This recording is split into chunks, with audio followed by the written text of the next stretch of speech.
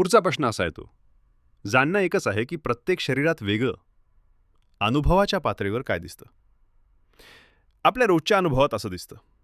तुला तुझे विचार दिसतात, मला माझे विचार दिसतात. तुला माझ्या वेदना थेट जाणवत नाहीत, मला तुझ्या आठवणी दिसत नाहीत. म्हणून नैसर्गिक निष्कर्ष येतो, प्रत्येक शरीरात वेगळं जाणणं आहे. व्यावहारिक स्तरावर हे बरोबर वाटतं, पण खोल निरीक्षणात काय दिसतं? आता दुसऱ्या बाजूने पाहू. तुला जे काही दिसतं ते सगळं, शरीर, विचार, भावना, स्मृती, जग, हे सगळं जाणण्यातच दिसतं.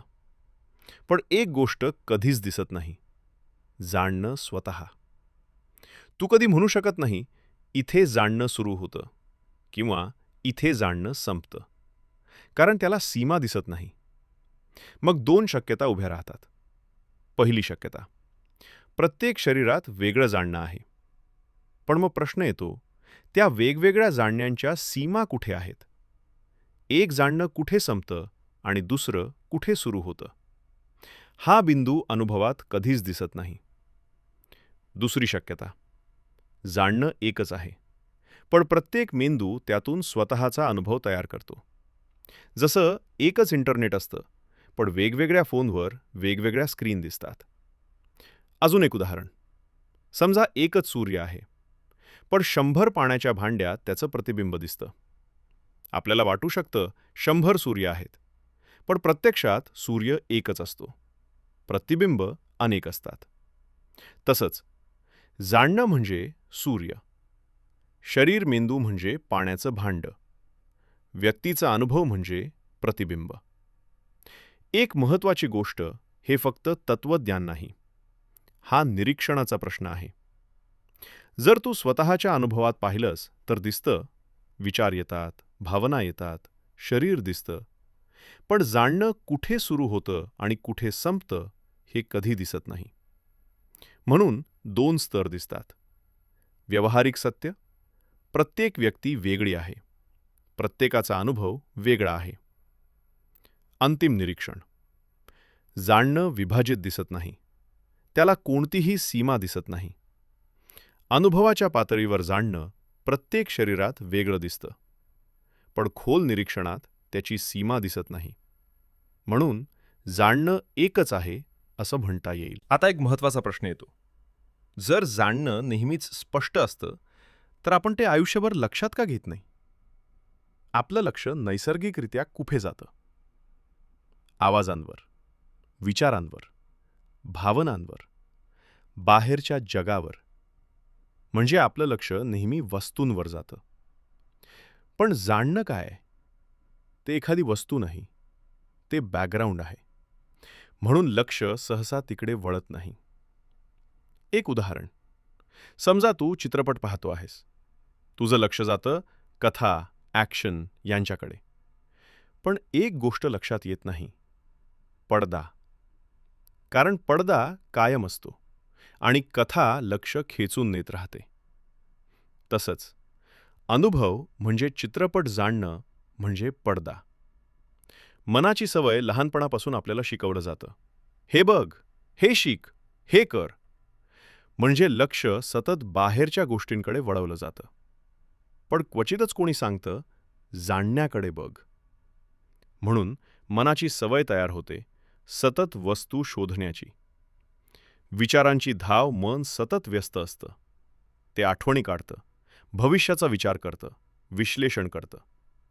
ही सततची हालचाल लक्षाला पकडून ठेवते.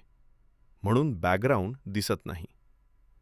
एक सूक्ष्म कारण जे नेहमी असतं ते मनाला सामान्य वाटतं. उदाहरणार्थ, तुला सतत हवा आहे, पण तू दिवसभर हवेकडे लक्ष देत नाहीस, कारण ती नेहमीच आहे.